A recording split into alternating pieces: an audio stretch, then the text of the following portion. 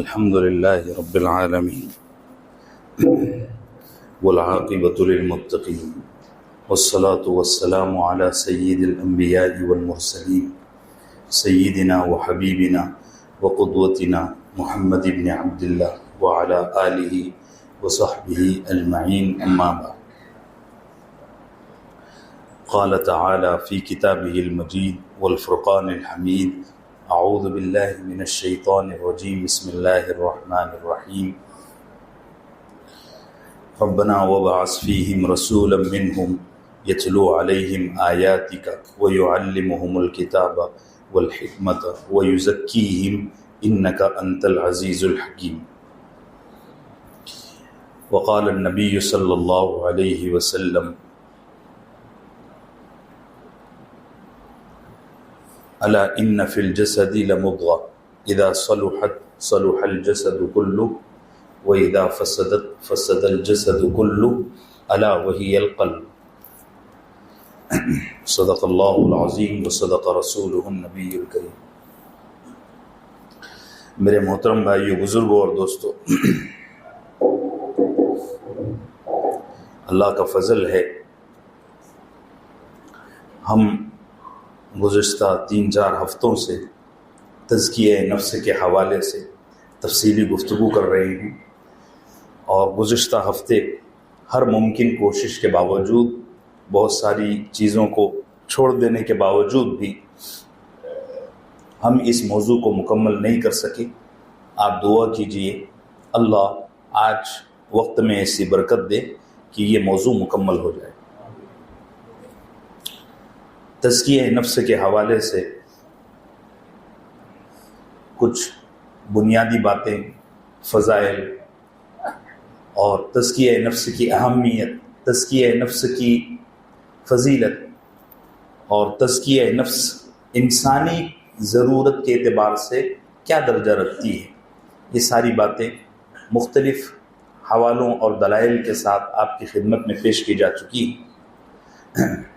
گزشتہ ہفتے ہماری بات یہاں آ کر ٹھہر گئی تھی کہ دل کو اور قلب کو کن چیزوں سے صاف کرنا ضروری ہے، کن صفات سے، کن خباثتوں سے، کن گندگیوں سے، کن رذائل سے پاک کرنا ضروری ہے. میں وہ شمار کروا رہا تھا. پہلی چیز تھی شہوت البطن. شہوت البطن کا مطلب ہے پیٹ کی شہوتیں. اس کی میں نے ساری تفصیل عرض کر دیا تھا. پھر ایک بتایا تھا شہوت الفرج، شرمگاہ کی شہوت. شرمگاہ کی شہوت بھی ایک بڑا مرض ہے. تیسری چیز تھی شہوت العین، یعنی آنکھوں کی شہوت. یہ بڑی گندی چیز ہے. اچھا، یہ جتنی چیزیں میں شمار کر رہا ہوں یہ ایک بڑا تفصیلی موضوع ہے. اگر تو ان چیزوں پر بات شروع کی جائے تو یہ خود اپنے آپ میں ایک اکیڈمک موضوع ہے. اس پر ہی کئی ہفتے ہمارے نکل جائیں گے. یہاں میں صرف بیماری اور اس کا تھوڑا سا خلاصہ بول کر آگے بڑھ رہا ہوں. اگر کبھی موقع رہا قرآن کریم کے ضمن میں درس میں یہ باتیں آئی تو انشاءاللہ تفصیل سے عرض کروں گا. تو تیسری چیز تھی شہوت العین. چوتھی چیز ہے شہوت اللسان. اس کو بعض علماء نے آفات اللسان بھی شمار کیا ہے. شہوت اللسان کا مطلب یہ ہے کہ آدمی کو بس بولنے کی تمنا ہو، بڑ بڑ بڑ بڑ بڑ بڑ بڑ بڑ بڑ بڑ بڑ بڑ بڑ بڑ، بس بولنے کو جی چاہتا ہو. بہت سارے لوگوں کی عادت ہوتی ہے، اللہ ہماری اس سے اصلاح فرمائے. اور یہ بڑی گندی شے ہے. اللہ کے نبی صلی اللہ علیہ وسلم نے فرمایا کہ من کان یؤمن باللہ والیوم الآخر فلیکن خیرا او لیصمت، کہ جو شخص اللہ اور آخرت کے دن پر ایمان رکھتا ہو تو اس کا تقاضا یہ ہے کہ وہ یا تو کوئی اچھی بات کہے یا خاموشی اختیار کرے. خاموش رہو. ہمارے یہاں یہ موجودہ دور میں بڑا مرض چل پڑا ہے کہ ہم کو بولنے کی بڑی عادت ہے، سننے کی کم عادت ہے. اور آپ سیرت النبی کے حوالے سے آپ دیکھیں گے اس چیز کو کہ اللہ کے نبی صلی اللہ علیہ وسلم باوجود یہ کہ آپ نبی تھے، اب نبی کے ذمے کتنی بڑی ذمہ داریاں. ٹھیک ہے، یعنی اللہ کا پیغام پہنچانا، یہ نبی کی کتنی بڑی ذمہ داری. اور آپ ایسے نبی نہیں تھے کہ کسی ایک علاقے تک آپ کی نبوت محدود تھی، جیسے بنی اسرائیل میں ہوتا تھا. کسی ایک قوم تک یا کسی ایک شہر، ایک ملک تک آپ کی نبوت نہیں. آپ پورے عالمین کے نبی تھے، یعنی صرف اس دنیا کے بھی نہیں. یعنی یہ جو ہماری اتنی سی پرتھوی ہے، یہ سارے ستارے، سارے سیارے، سارے گلیکسیز، سارے کلسٹرز، سب کے آپ نبی.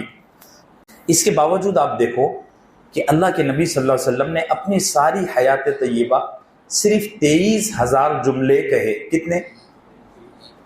50,000. 23 سال میں 50,000. یہ میں دعوے کے ساتھ اس لیے کہہ رہا ہوں کہ اللہ کے نبی صلی اللہ علیہ وسلم کی ساری زندگی کے جو الفاظ تھے، ساری زندگی کے جو جملے تھے، وہ علماء نے حدیث کی شکل میں جمع کیے. اب آپ ساری حدیثیں جوڑ لو، صحیح حدیثیں بھی جوڑ لو، حسن بھی جوڑ لو، اور ہلکی پھلکی جو ضعیف حدیثیں ہیں ان کو بھی جوڑ لو. ان سب کو ملا کر آپ دیکھیں گے کہ اللہ کے نبی صلی اللہ علیہ وسلم نے 23 سال میں صرف 50,000 جملے. صحابہ فرماتے ہیں اللہ کے نبی صلی اللہ علیہ وسلم پر لمبا وقت ایسا رہتا تھا کہ آپ بات نہیں کرتے تھے. لمبا وقت، کبھی کبھار پورا دن بھی نکل جاتا، آپ بات نہیں کرتے. آپ کس وقت بولتے تھے؟ جب آپ کے سامنے کوئی غلط کام ہوتا آپ اس پر بولتے. ایک موقع یہ تھا. دوسرا موقع یہ تھا کہ آپ پر کوئی وحی نازل ہوتی، ٹھیک ہے، تو آپ اس وقت بولتے. بس.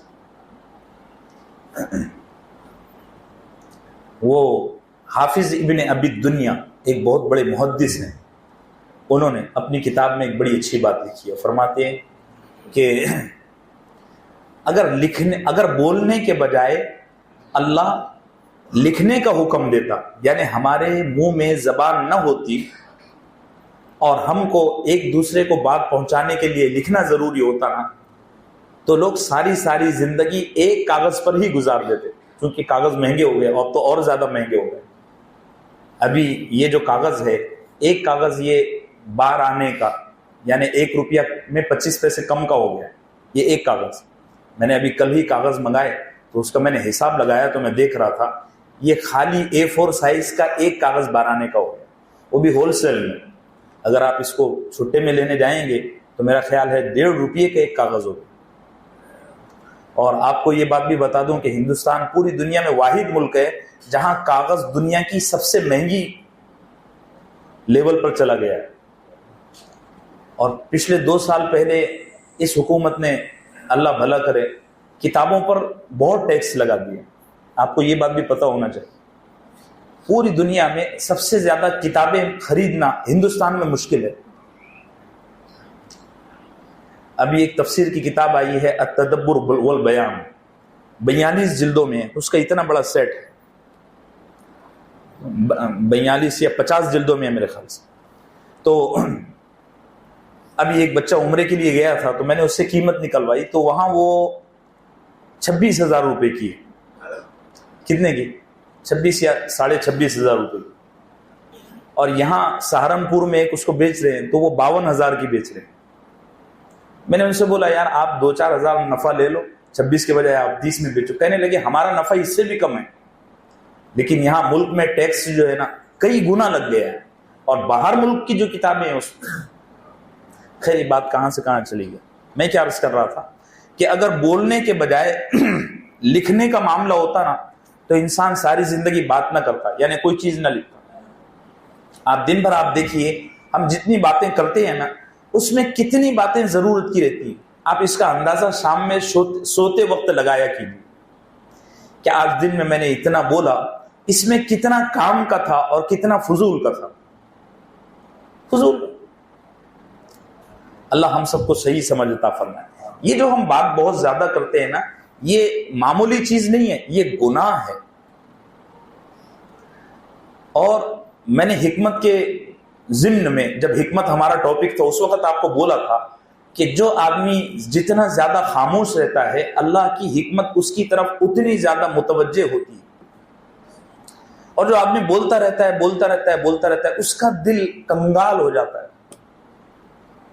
اللہ ہم سب کو صحیح سمجھ عطا فرمائے۔ اچھا، مسئلہ کیا ہوتا ہے؟ مسئلہ یہ ہوتا ہے کہ بعض دفعہ ہم بات کرتے ہیں تو شروع میں اچھی باتیں کرتے ہیں، پھر اچھی باتوں کا ایک لمٹ ہوتا ہے، وہ ختم ہو گئی تو ہم ایسی بات کریں گے جو نہ اچھی ہے نہ بری ہے، ٹھیک ہے، چل رہی بات، اس کی بھی لمٹ ختم ہو گئی تو ہم پھر اب بری باتوں پر آئیں گے۔ اب بری باتوں میں غیبت ہے، بری باتوں میں چغلی ہے، یہ ہو گئی۔ مسجد نبوی میں یہ ہوتا ہے، لوگ باز نہیں آتے، یہ ہو گئی، اس لیے بہتر کیا ہے؟ خاموش۔ یہ چیز اللہ کرے ہم کو سمجھ میں آ جائے۔ دیکھو، ناراض مت ہو جاؤ کہ مولانا کیسا کیسا بول دیتے، یہ ہوتا ہے۔ امام غزالی کا فرمان ہے، اللہ کو سب سے زیادہ پسندیدہ روزے کی بدبو کے بعد وہ بدبو ہے جو خاموشی کی وجہ سے منہ میں پیدا ہو جائے۔ روزے دار کے منہ سے بدبو آتی ہے تو ایک بدبو وہ ہوتی ہے جو مسلسل خاموش رہنے کی وجہ سے ہوتی ہے۔ اللہ ہم کو ہدایت عطا فرمائے۔ ابھی میرا بھی اس پر 100% عمل نہیں ہے، میں یہ اس لیے بول رہا ہوں کہ میری زندگی میں آ جائے، آپ کو بھی فائدہ ہو سکتا ہے، اللہ ہمارے لیے آسان فرمائے۔ خاموش رہنا بہت بڑا مجاہدہ ہے، بہت بڑا، بہت بڑا۔ تو چوتھی چیز تھی آفات اللسان۔ پانچویں چیز ہے الکبر والعجب، یعنی تکبر اور اپنے آپ کو پسند کرنا، اس سے بھی دل کو پاک کرنا ہے۔ بعض دفعہ آدمی کا دل یہ مرض میں مبتلا ہو جاتا ہے کہ آدمی اپنے آپ کو بڑا اور دوسرے کو حقیر سمجھتا ہے، کسی بھی اعتبار سے، کسی بھی اعتبار سے۔ اگر آدمی اپنے آپ کو بڑا سمجھ رہا ہے اور دوسرے کو حقیر سمجھ رہا ہے، یا دوسرے کو تو حقیر نہیں سمجھ رہا لیکن اپنے آپ کو بڑا اچھا سمجھ رہا ہے، یہ بھی بڑا دل کا مرض ہے۔ اللہ ہماری اصلاح فرمائے۔ چھٹی چیز ہے الغیظ والغضب، غصہ۔ یہ بھی نفس کا اور دل کا بہت بڑا خبیث اور رذائل میں سب سے بدترین رذیلہ ہے کہ آدمی کو بات بات پر غصہ آئے۔ بہت سارے لوگوں کو بہت غصہ آتا ہے، مجھے اتنا غصہ نہیں آتا، اللہ کا فضل ہے، پیدائشی طور پر ہی ایسا ہوں۔ لیکن بہت سارے لوگ ایسے ہوتے ہیں کہ ان کو بہت غصہ آتا ہے۔ یہاں ایک چیز ذہن میں رکھیے کہ اپنی ذات کی وجہ سے غصے میں آتے رہنا یہ مرض ہے، دین کی وجہ سے غصے میں آنا یہ بیماری، بولو یہ بیماری نہیں ہے۔ میں نے ایک جگہ یہ بات بولا اور یہ نہیں بولا تو لوگوں کو غلط فہمی ہو گئی۔ دینی معاملات میں غصہ بولو آنا چاہیے۔ آپ کے بچے نماز نہیں پڑھتے، آپ کو غصہ نہیں آ رہا، اس کا مطلب یہ کہ آپ میں دینی غیرت نہیں۔ غصہ آنا چاہیے دینی معاملات میں، لیکن دنیاوی معاملات ہیں، مثال کے طور پر کسی آدمی نے آپ کو بہت گالیاں دے دی، آپ خاموش رہو۔ امام ابن قیم جوزی کتنا بڑا آدمی، ایک دفعہ وہ مسجد سے باہر نکلے تو ایک آدمی نے ان کو گالیاں دینا شروع کی، تو ایسا، تیری ماں ایسی، تیری بہن ایسی، گالیاں خوب دی۔ وہ مسجد سے لے کر گھر تک اس کی گالیاں سنتے ہوئے گئے، تو گھر جب پہنچ رہے تھے تو وہ آدمی کی گالیاں ختم ہو گئی، تو وہ آدمی خاموش ہو گیا۔ جب گھر کا دروازہ آیا تو امام صاحب نے اس سے مصافحہ لیا، کہنے لگے اور بھی کچھ باقی ہے؟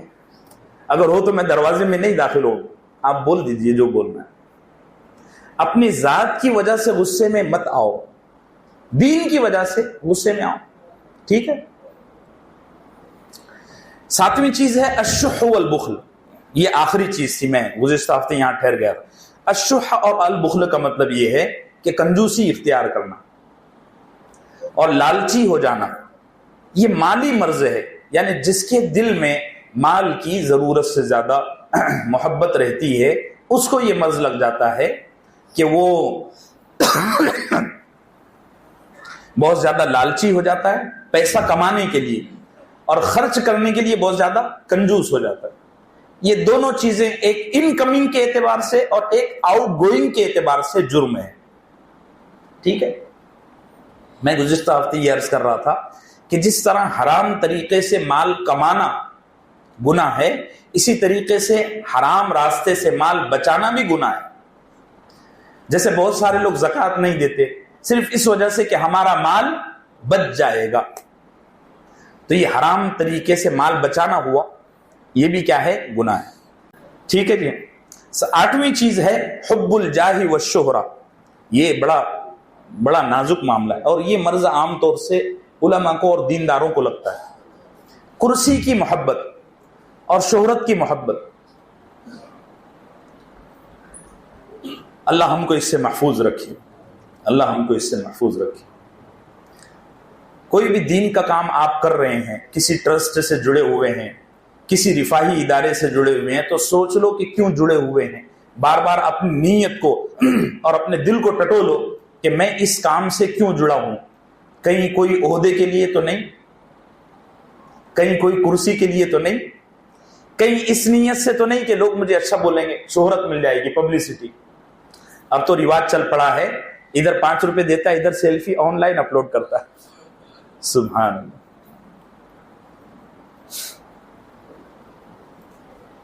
سارا ستیہ ناش ہی ہو گیا، سارا ستیہ ناش ہو گیا۔ مجھے کبھی کبھار ایسا لگتا ہے کہ یہ جو ہمارے فرشتے ہیں نا، یہ ہماری سیلفیاں دیکھ کے لکھتے بھی نہیں ہوں گے۔ اللہ میاں سے بولیں گے اس نے خوب سیلفیاں لی ہے، اس کا موبائل چیک کر لو آپ۔ اللہ، یعنی حیرت کی بات یہ ہے کہ حرمین شریفین میں، الحمدللہ ہمارے انڈیا میں یہ نہیں ہے۔ میں نے انڈین حاجیوں کو دیکھا، یہ تو نہیں کرتے، لیکن عام طور سے ملیشیا سے اور چائنا سے آنے والے جو حاجی اور عمرہ کرنے والے ہیں، وہ پورا طواف اور صفا مروہ کی پوری سعی آن لائن کرتے ہیں۔ ان کا جو امیر ہوتا ہے وہ آگے ایسا اسٹینڈ لگا دیتا ہے اور لبیک اور دعائیں پڑھتے جاتے ہیں، اور ان کا پورا گروپ پیچھے چلتا رہتا ہے۔ یہ دین کا مذاق ہے۔ یہ کیا ہے؟ دین کا مذاق۔ کیا مطلب ہے؟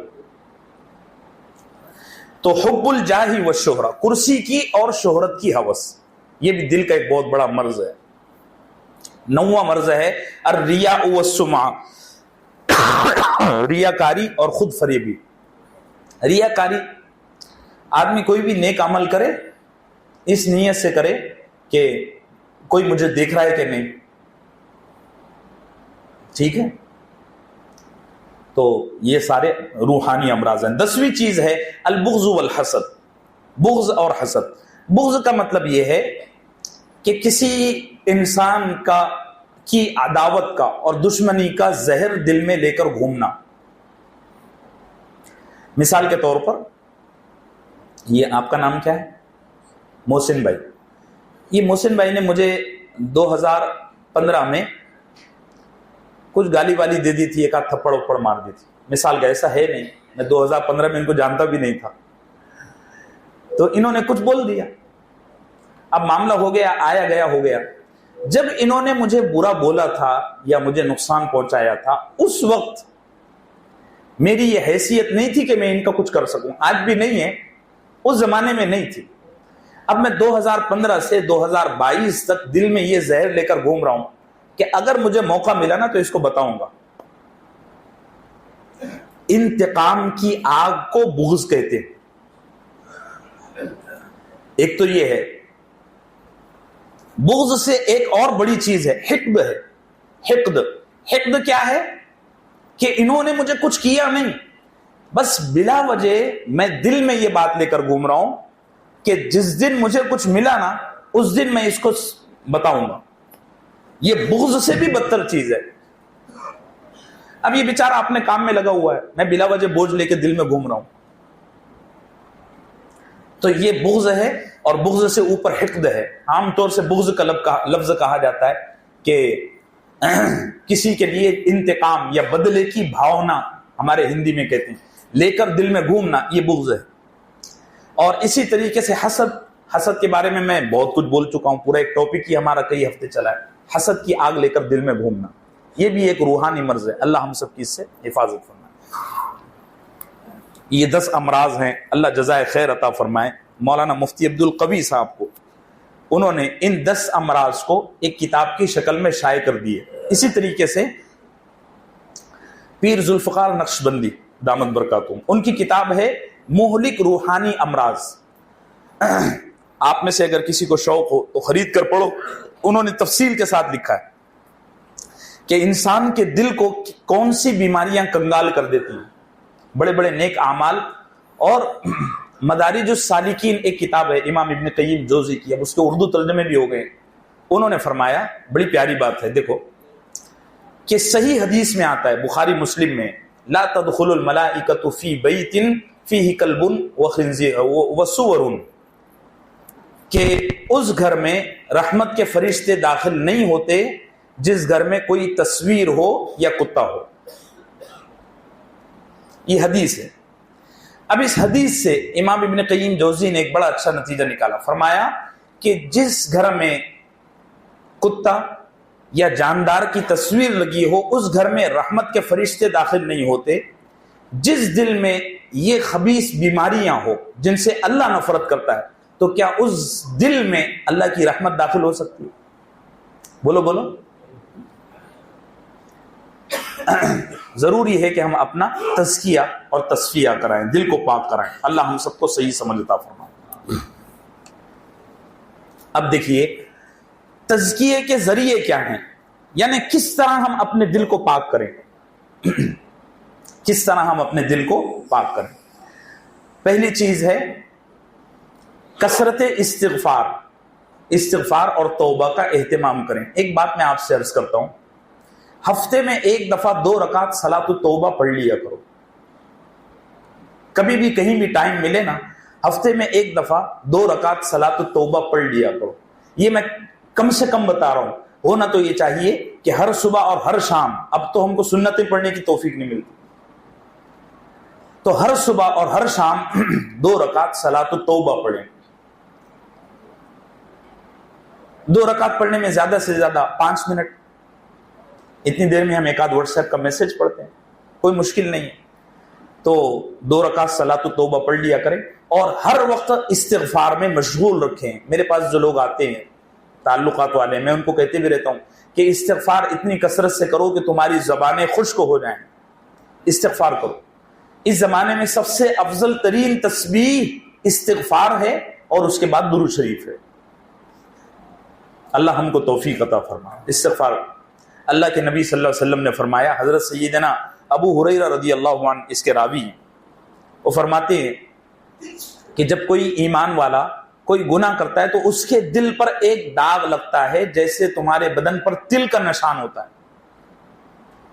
پھر جب وہ استغفار کرتا ہے، توبہ کرتا ہے، اللہ اس کو صاف کر دیتے ہیں. تو معلوم ہوا کہ استغفار اور توبہ دل کو پاک کرنے کا ایک ذریعہ ہے. ٹھیک ہے. دوسری چیز ہے کثرت سے قرآن کریم کی تلاوت کرنا اور کثرت سے قرآن کریم کی تلاوت سننا. ہاں، یہ بھی دل کو پاک کرتی ہے. ایک دفعہ اللہ کے نبی صلی اللہ علیہ وسلم حضرت سیدنا ابی ابن کعب رضی اللہ عنہ کے پاس آئے اور فرمایا ذرا قرآن سناؤ. اللہ کے نبی نے صحابی سے کہا، کیا کہا؟ قرآن سناؤ. تو ابی بن کعب کہنے لگے، یا رسول اللہ میں آپ کو کیسا قرآن سناؤں، آپ پر تو خود قرآن نازل ہوا. فرمایا نہیں، یہ چیز دلوں کو پاک کرنے والی ہے. اب میں آپ سے سوال پوچھتا ہوں، کیا اللہ کے نبی صلی اللہ علیہ وسلم کو دل پاک کرنے کی ضرورت تھی؟ بولو بولو. یہ تو سوچنا بھی توہین ہے. آپ نے اپنی امت کو سکھایا عملی طور پر، پریکٹیکلی کر کے، کہ دیکھو دل میں اگر گندگیاں پیدا ہو جائیں، وہ سارے امراض جن کا میں نے ذکر کیا وہ پیدا ہو جائیں، تو ان سے دل کو پاک کرنے کا طریقہ یہ ہے کہ کثرت سے قرآن پڑھو اور قرآن سنو. اب تو یہ چیز کتنی آسان ہو گئی ہے، ہمارے پاس سب کے پاس موبائل، لیکن بس ہم توفیق سے محروم ہیں. توفیق نہیں ملتی. کھانا کھاتے وقت ہم 1000 باتیں کریں گے لیکن بسم اللہ نہیں پڑھیں گے. دسترخوان پر جو ڈشیں ہیں نا، اس کے بارے میں 50 سوال 50 جواب ہو جائیں گے، صرف بسم اللہ نہیں پڑھیں گے. یہ توفیق سے محرومی ہے، اس کے سوا اور کیا ہے. تو کثرت سے قرآن کریم کی تلاوت کرنا اور قرآن کریم کو سننا. سفر میں آپ جا رہے ہیں یا کہیں بیٹھے ہوئے ہیں، آپ قرآن کریم سنو، بڑا پیارا مشغلہ ہے. اور اس سے آپ کا اسٹریس، دماغی تکان بھی قابو میں رہے گی. اچھے اچھے قرآن ہیں ماشاءاللہ، ان کو سنو آپ. اور تیسری چیز ہے دل کو پاک کرنے کے لیے کثرت صدقات، یعنی مالی صدقات دینا. مالی صدقات دینا. دن بھرے کا 2 روپیہ 5 روپیہ صدقہ نکالو، جو آپ کی حیثیت ہے، جو آپ کی استطاعت ہے، صدقات آپ دیں. اس سے آپ کے دل میں جو مال کی محبت بس رہی ہے وہ ہٹے گی، کم ہوگی. ٹھیک ہے، یہ 3 چیزیں. اور چوتھی چیز جو سب سے زیادہ اہم ہے اس حوالے سے وہ یہ ہے کہ اہل اللہ کی صحبت، یہ سب سے اہم ہے.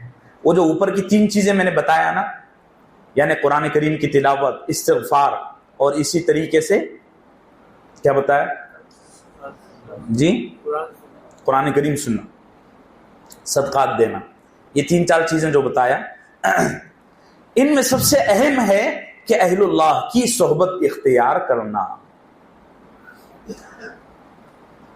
بہت کم لوگ ایسے ہیں جو اس معاملے میں کسی نہ کسی درجے میں وابستہ ہیں. ہمارے یہاں المیہ یہ ہے کہ ہمارے بچوں کو کرکٹ کے 11 کھلاڑیوں کے، ابھی ورلڈ کپ ہوا ہے نا ماشاءاللہ، سب کیسے ٹینشن میں تھے. اللہ، مجھے خیال آ رہا تھا کہ ہمارے بزرگان دین آزادی کی لڑائی میں اتنے ٹینشن میں نہیں ہوں گے جتنے ہمارے بچے ٹینشن میں تھے. اور دیش سے کتنی محبت ہے، میں نے ورلڈ کپ کے دن دیکھا. اللہ اکبر، سب دعا کر رہے تھے اللہ انگلینڈ کو ہرا دے. اللہ اکبر، سبحان اللہ. ارے کیا پڑھا ہے. اور عجیب عجیب لطیفے بھی سامنے آئے. خیر وہ الگ موضوع ہے، کبھی میرے پاس انفرادی طور پر بیٹھیں گے تو سناؤں گا آپ کو. یہ تو جگہ نہیں ہے، تو درس قرآن. تو اہل اللہ کی صحبت ہمارے یہاں یہ ماحول ہی نہیں ہے. اب 1000 لوگوں کا مجمع ہوتا ہے، ان سے پوچھو کہ ہندوستان کے 10 بڑے اللہ والوں کے نام بتاؤ، وہ نہیں بتائیں گے.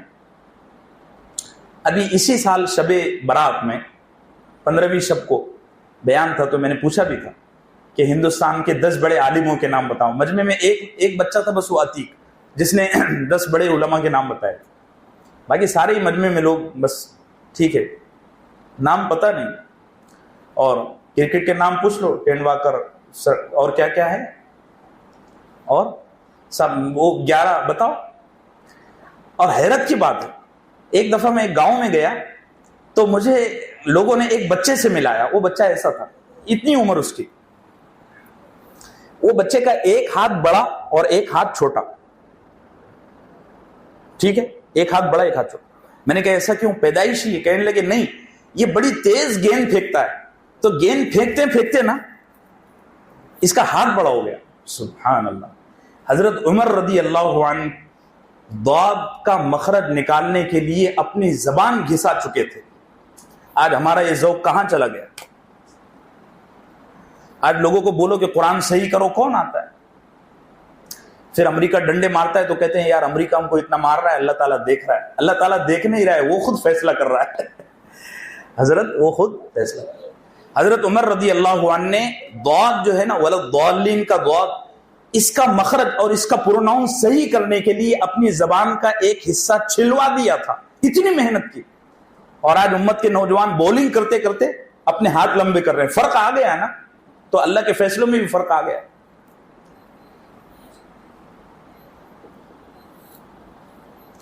تو ہمارے بچوں کو اللہ والوں کے، یہ تو اللہ والوں کی بہت دور کی بات میں کہہ رہا ہوں. ایک یہاں مدن پورے میں ایک بار جلسہ تھا سیرت صحابہ پر، یہ 10-12 سال پرانی بات ہے. نہیں، لکھنؤ میں تھا. وہ میرا جوانی کا دور تھا اور میں سیرت صحابہ پر تقریر کر رہا تھا. میرا ایک دوست تھا، وہ فوت ہو گیا بڑی جوانی میں، اللہ نے اس کو قبول کر لیا. بہت زبردست عالم تھا، 6 گھنٹے مسلسل بیان کرتا تھا. تو بیان کے دوران مجھے خیال آیا، تو میں نے بولا، میں نے کیا، عشرہ مبشرہ کے نام بتاؤ. اب پہلے جب عشرہ مبشرہ کا لفظ بولا نا تو لوگ چونک گئے، یہ کیا بلا ہے. پھر میں نے بولا ان 10 صحابہ کے نام بتاؤ جن کو اللہ کے نبی نے ایک مجلس میں جنت کی بشارت دی تھی. تو مجمع میں 2-3 لوگوں کے علاوہ کوئی نہیں نکلا جو 10 صحابہ کے نام بتا سکے. افسوس کی بات. اچھا، اگر یہ چیز اپنی جگہ ہے تو بھی ٹھیک ہے، لیکن اسی مجمع سے آپ پوچھو کہ فٹ بال کے اور اس کے نام بتاؤ، وہ دھڑا دھڑ بتا دیں گے. تو یہ افسوس کی بات ہے نا. کیوں آپ کو نہیں لگتا افسوس ہونا چاہیے کہ نہیں ہونا چاہیے؟ ہاں جی بولو بھائی، آپ کو لگتا ہے اس پر افسوس ہونا چاہیے؟ جی پیچھے والے، ہونا چاہیے، بہت افسوس ہونا چاہیے۔ ہم زندہ ہی کیوں ہیں؟ تو اللہ والوں سے تعلق قائم کرنے کی ضرورت ہے، اس کے بغیر دل پاک نہیں ہوتا۔ یہ ایک میں الگ دنیا کی بات کر رہا ہوں، اللہ ہم کو توفیق عطا فرمائے۔ یہ ایسی ویسی بات نہیں ہے۔ حضرات انبیاء علیہم الصلوۃ والسلام اللہ سے دعا کیا کرتے تھے، ربی الحقنی بالصالحین، اے اللہ ہم کو نیک لوگوں کے ساتھ ملا دے۔ نبی دعا کرتے تھے، قرآن بھرا ہوا ہے اس سے، وجعلنی من الصالحین، ربی الحقنی بالصالحین، یہ دعائیں ہیں۔ تو جب نبی دعا کرتے تھے تو ہم کو ضرورت نہیں ہے؟ ہاں جی، اب تو ہماری تمنا یہ ہوتی ہے کہ ہمارا گھر وہ بچو صاحب کے مکان کے بازو میں ہو جائے۔ ہاں جی، تو کوئی ایکٹر ہے نا، ان کے بازو میں ہو جائے۔ تو یہ ہماری تمنائیں ہیں۔ اور اسی مجمع میں اگر یہ کہو کہ تم کو جنت میں اس عمل کرنے کی وجہ سے رسول اللہ صلی اللہ علیہ وسلم کا پڑوس نصیب ہوگا، تو بعض لوگوں کے چہرے بگڑ جاتے ہیں کہ جنت میں ملے گا، دنیا میں کیا مل رہا ہے۔ اللہ والوں سے محبت اور ان سے تعلق قائم کرنے کی ضرورت ہے۔ میں کچھ بزرگوں کے نام بتا دیتا ہوں، اگر ہم کو یا آپ کو توفیق ملتی ہے تو کوشش کریں کہ ان بزرگوں سے بیعت ہو جائے، ان سے تعلق قائم کریں۔ ہمارے یہاں بامبے میں ایک بہت بڑی شخصیت ہے، صرف ہندوستان کی نہیں بلکہ پورے عالم اسلام کی، اللہ قدر کی توفیق نصیب فرمائے، حضرت مولانا خلیل الرحمن سجاد نعمانی صاحب۔ پہلے ان سے ملاقات وغیرہ کرنا ذرا مشکل تھی، اب وہ ہمارے یہاں بامبے میں آ گئے۔ آپ میں سے جو باذوق لوگ ہیں وہ ان سے رابطہ قائم کریں، ان کی مجلسوں میں شرکت کریں، بہت بڑا آدمی ہے۔ اس مجمع میں ان کو کس کس نے براہ راست دیکھا ہے، ویڈیو میں نہیں؟ ذرا ہاتھ اونچا کرو۔ الحمدللہ اچھی تعداد۔ ان سے رابطہ رکھو، ان سے بیعت ہو جاؤ، بہت بڑی روحانی شخصیت۔ جب اس طرح کے لوگ چلے جاتے ہیں نا دنیا میں، پھر ہم ہاتھ ملتے رہتے ہیں۔ ہمارے لیے خوش بختی ہے، میں عام طور سے کہتے رہتا ہوں، میرے پاس جو بچے آتے ہیں ان کو بھی کہتا ہوں، ہماری قسمت ہے کہ ہم ان 2-3 لوگوں کی زندگی میں پیدا ہوئے، ایک مولانا خلیل الرحمن سجاد نعمانی اور دوسرے مولانا تقی عثمانی۔ یہ 2 بزرگ ایسے ہیں کہ ان 2 بزرگوں کی وجہ سے مجھے یہ خوشی ہوتی ہے کہ اللہ نے مجھے ان کے دور میں پیدا کر دیا۔ اللہ قدر کی توفیق نصیب فرمائے۔ ایک شخصیت یہ ہے۔ دوسرے گجرات میں ایک عالم ہے مولانا مفتی احمد صاحب خان پوری، زبردست آدمی ہے، ان سے جس کا شوق ہو ان سے بیعت ہو جائے۔ اور اسی طریقے سے بامبے میں ایک اور شخصیت ہے، اللہ آپ کا بھلا کرے، مولانا منیر احمد صاحب کالینا والے۔ اور اسی طریقے سے ایک اور شخصیت ہے حاجی شکیل صاحب پنویل والے۔ ایک اور شخصیت ہے گجرات میں، سورت میں رہتے ہیں، فلاح دارین ترکیسر میں، کیا نام ہے، صلاح الدین سیفی صاحب، بڑے آدمی ہیں۔ اللہ نے فن میں اچھی مہارت دی ہے، تزکیہ نفس پر ان کی اچھی نظر ہے، ان سے بھی بیعت آپ ہو سکتے ہیں۔ اسی طریقے سے کوسامبی میں ایک بہت بڑے اللہ والے ہیں، اور ہندوستان کی میرا خیال ہے 200 سالہ تاریخ میں کسی آدمی کے ہاتھ پر اتنی بڑی تعداد میں سکھوں نے ایمان قبول نہیں کیا جتنا ان کے ہاتھ پر قبول کر رہے ہیں۔ انہوں نے اپنی محنت کا میدان ہی سکھوں کو بنایا ہے۔ آپ جانتے ہوں گے مولانا احسان اللہ صفوی، جانتے ہیں؟ کون جانتا ہے مولانا احسان اللہ صفوی کو؟ نہیں؟ ارے ابو میاں جن کو بولتے ہیں، کوشامبی والے، یو پی، کوئی نہیں جانتا؟ اوپر بھی کوئی نہیں جانتا کہ بھائی اوپر ذرا ایک آدمی دیکھ کے آؤ جو ہے، سبحان اللہ، لا حول ولا قوت۔ دیکھو کتنی افسوس کی بات۔ اب آپ بولو گے مولانا شرمندہ کرتے ہیں ہم کو، شرم کی تو بات ہے۔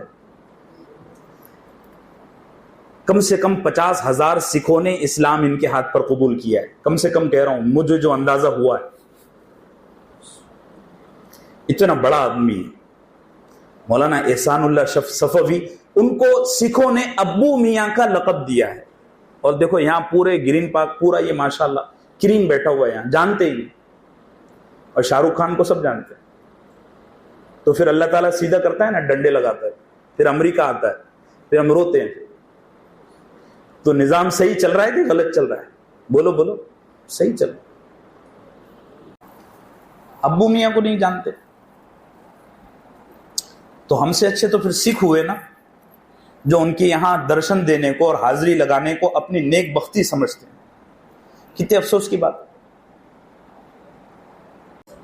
ایک اور آدمی ہیں جو 95 سال جن کی عمر ہو گئی ہے، مولانا رابع حسنی ندوی. یہ بڑے عالم ہیں، اور حضرت تھانوی رحمۃ اللہ علیہ سے جن لوگوں نے پڑھا ہے ان میں اب میرا خیال ہے یہ آخری آدمی بچے ہیں. ان سے بھی تعلق قائم کرنا چاہیے، انشاءاللہ نفع ہوگا. 95-96 سال عمر ہو گئی ہے، بہت بڑے آدمی. اور ایک اور بھی یہ نام ہے، اللہ آپ کا بھلا کرے، مولانا قمر الزمان صاحب الہ آباد والے. وہ بامبے میں بھی آتے ہیں، سال میں ایک آدھ دفعہ بامبے آتے ہیں. تو مولانا قمر الزمان صاحب ایک بڑا آدمی، اس لائن کے ہیں. اللہ نے ان کو تزکیہ نفس میں ایک کمال دیا ہوا. ایسا تو نہیں ہے کہ میں پوچھ رہا ہوں تو آپ کو یہ کہ کیا جواب دینا، تکلف تو نہیں ہو رہا ہے. مولانا احسان اللہ صاحب کو آپ نہیں جانتے؟ خانقاہ عارفیہ والے، کوسامبی والے نہیں جانتے.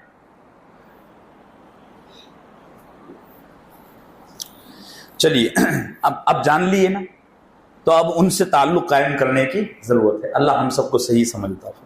چلیے ایک غلط فہمی اس حوالے سے جو ہے اس کو میں صاف کر دیتا ہوں. دیکھیے، مصر اور پاکستان کی بعض تحریکوں کا یہ مزاج ہے، اور انہوں نے اپنے مزاج کے اعتبار سے، اپنی تھنکنگ کے اعتبار سے کچھ کتابیں بھی لکھی ہیں. ان کا یہ کہنا ہے کہ ہماری تحریک اور ہمارے موومنٹ سے اور ہمارے کام سے جڑ جاؤ، تزکیہ نفس کرانے کی ضرورت نہیں ہے. یعنی وہ یہ کہتے ہیں، ذرا اس کو توجہ سے سنو، وہ یہ کہتے ہیں کہ تزکیہ نفس یعنی دل کو پاک کرنے کے لیے کسی الگ شعبے سے، کسی الگ پیر سے، کسی الگ بزرگ سے کنیکٹ ہونے کی ضرورت نہیں ہے. آپ ہمارے کام سے اور ہماری تحریک سے، ہمارے مومنٹ سے جڑ جاؤ، آپ کا دل پاک ہو جائے گا. پاکستان اور مصر کے بعض علماء کا، بعض تحریکی لوگوں کا یہ خیال ہے. ہمارے علماء نے اس کا انکار کیا ہے، اس لیے کہ خود اللہ کے نبی صلی اللہ علیہ وسلم نے دعوت و تبلیغ، جہاد اور سیاست، تعلیم اور تعلم، ان تمام کاموں میں جڑے رہنے کے باوجود تزکیہ نفس خود کیا بھی ہے اور کروایا بھی ہے. اگر جہاد یا سیاست، دعوت و تبلیغ، تعلیم و تعلم سے جڑ جانے کی وجہ سے تزکیہ نفس ہو جاتا تو اللہ کے نبی الگ سے یہ کام نہیں کرتے. بات سمجھ میں آ رہی ہے؟ اس سے معلوم یہ ہوا کہ تزکیہ نفس دین کا ایک الگ مستقل پرماننٹ شعبہ ہے، سیکشن ہے. آپ چاہے دنیا کے کسی بھی کام میں رہیں، اس کی عظمت اپنی جگہ، اس کی بزرگی، اس کی بڑائی اپنی جگہ، لیکن آپ کو اس شعبے سے بھی جڑنا پڑے گا. بات واضح ہو گئی؟ ایک غلط فہمی یہ ختم کیجئے. دوسری بات ہے، بعض لوگ بزرگان دین سے صرف اس لیے تعلق قائم نہیں کرتے کہ ان کو شیطان یہ سبق پڑھا دیتا ہے کہ اس دور میں کوئی اللہ والا ڈھنگ کا ہے ہی نہیں. لیکن کئی دفعہ ایسا ہوتا ہے کہ لوگوں کو بولو کہ یار اللہ والوں سے تعلق قائم کرو، تو وہ کیا کہتے ہیں، ارے یار سب ایسی ہے، چھوڑنا. نہیں، دیکھو اللہ کا یہ اصول ہے کہ ہر دور میں اللہ جل جلالہ اس دور کے شایان شان لوگوں کو پیدا کرتے ہیں. بعض لوگ کیا کہتے ہیں کہ میں تو حضرت ابو بکر صدیق کے لیول کے ہی بزرگ سے بیعت ہوں گا. ارے بھائی، حضرت ابو بکر صدیق بھی ان کے زمانے میں تنہا تھے، صحابہ ان کے لیول کو نہیں پہنچ سکے. اب آپ اس دور میں ابو بکر صدیق کو ڈھونڈ رہے ہو، نعوذ باللہ. اس دور میں ہمارے لیے مولانا منیر صاحب، حاجی شکیل صاحب، مفتی احمد خان پوری صاحب اور پیر ذوالفقار نقشبندی صاحب کافی ہیں، مولانا سجاد صاحب کافی ہیں.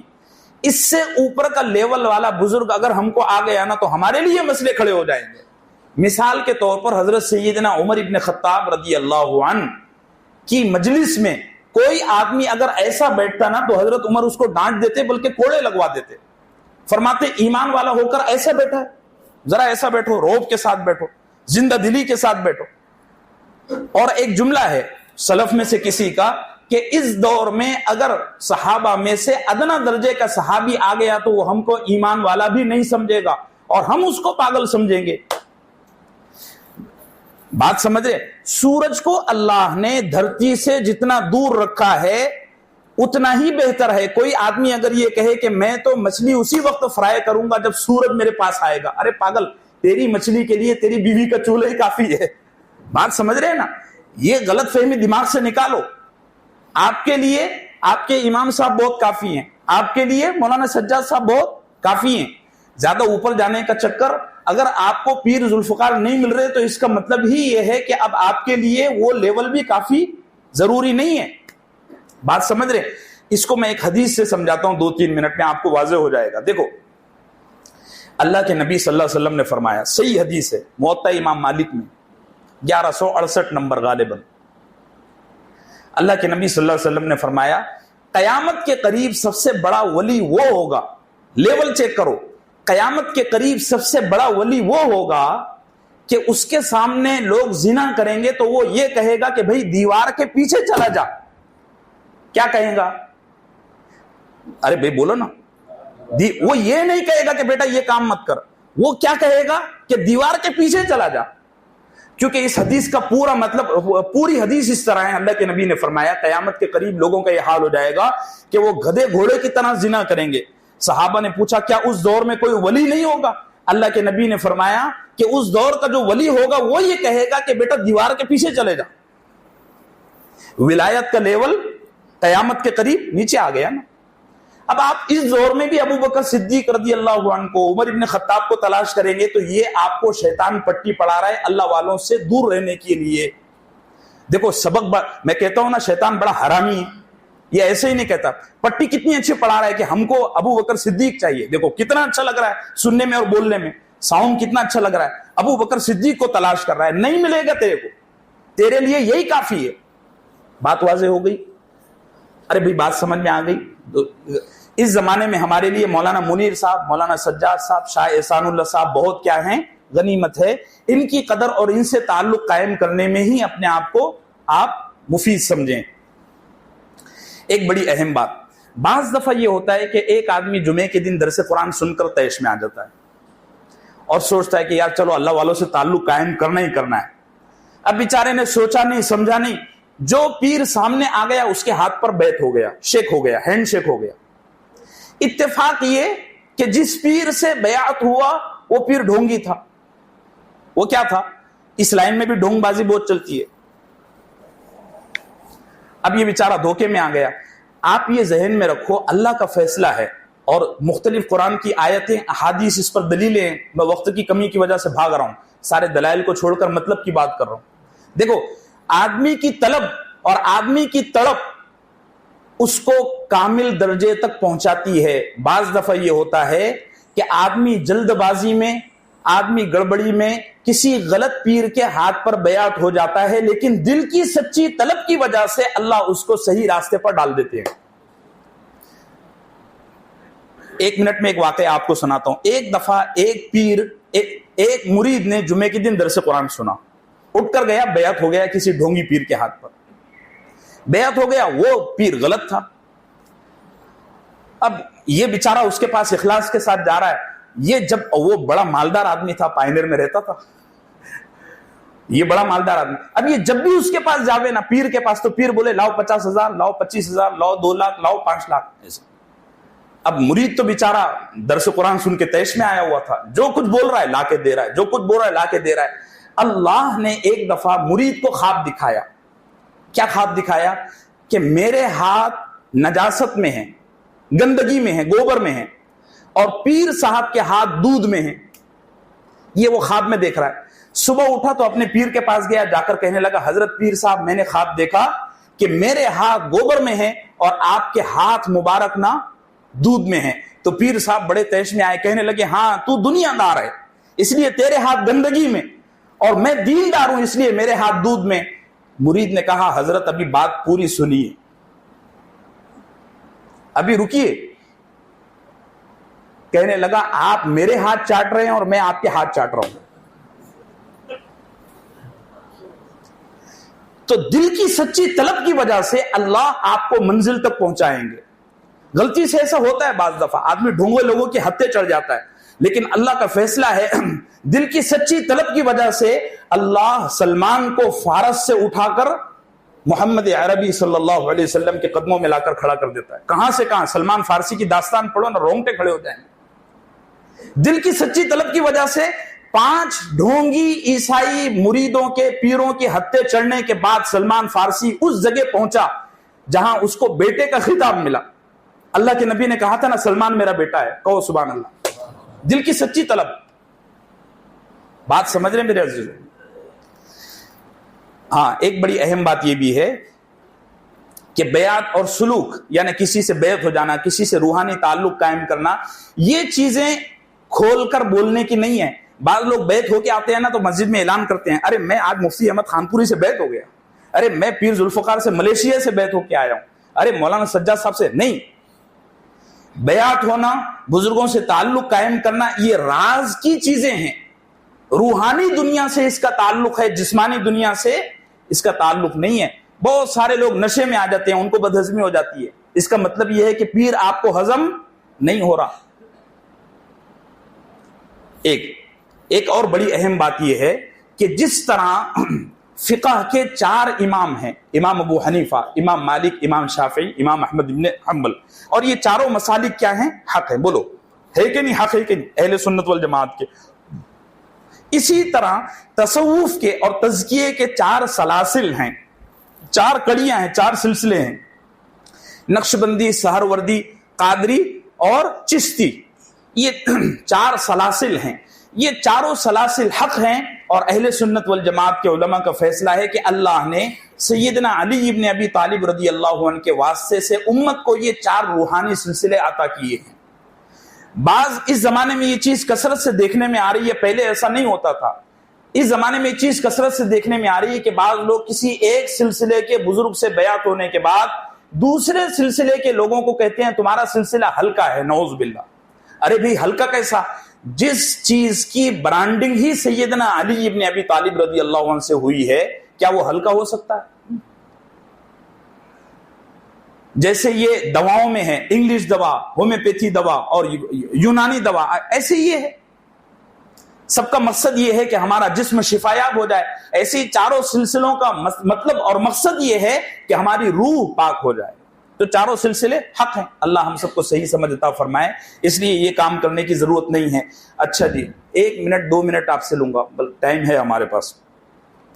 شیخ کیسا ہونا چاہیے؟ جس اللہ والے کے ہاتھ پر آپ ہاتھ دے کر بیعت ہو رہے ہیں, اپنے گناہوں سے توبہ کر رہے ہیں, اس میں کیا چیزیں ہونا چاہیے؟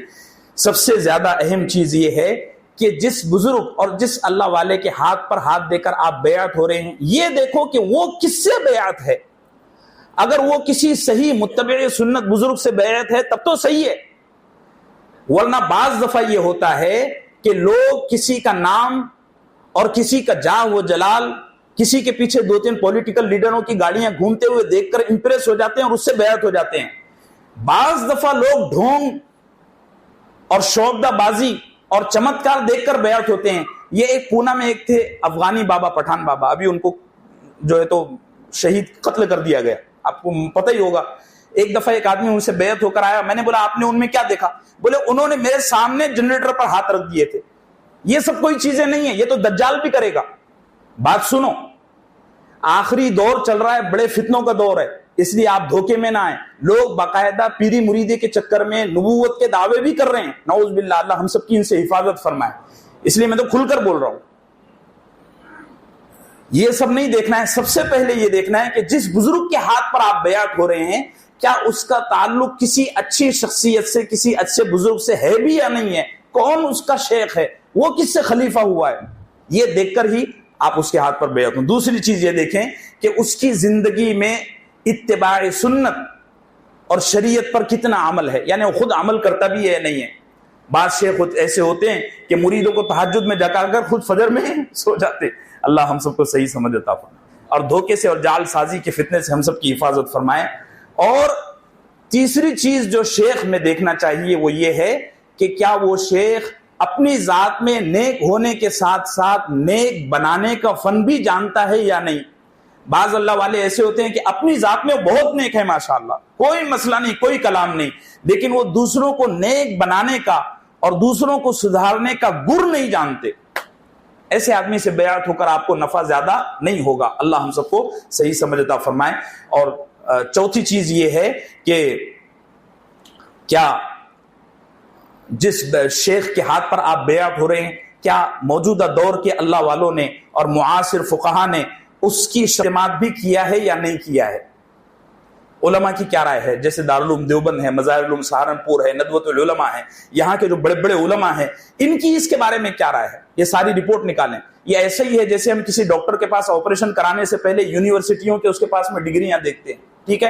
اور پانچویں چیز یہ ہے، یہ دیکھنا ہے کہ جس بزرگ کے ہاتھ پر ہم بیعت ہو رہے ہیں، کیا اس بزرگ سے بیعت ہو کر لوگوں کو فائدہ ہوا بھی یا نہیں. بات سمجھ رہے میرے عزیزو؟ اللہ ہم سب کو صحیح سمجھ عطا فرمائے.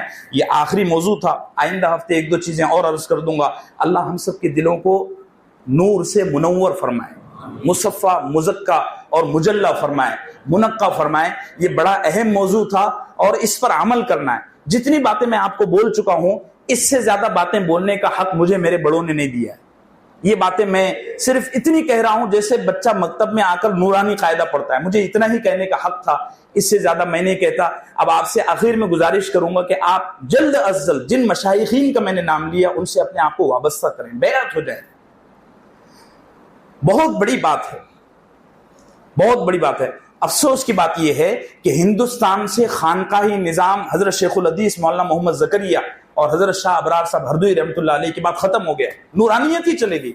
اگرچہ کہ ابھی بھی مشائخ ہیں، محنتیں ہو رہی ہیں، کوششیں ہو رہی ہیں، لیکن وہ چیز اب نظر نہیں آتی.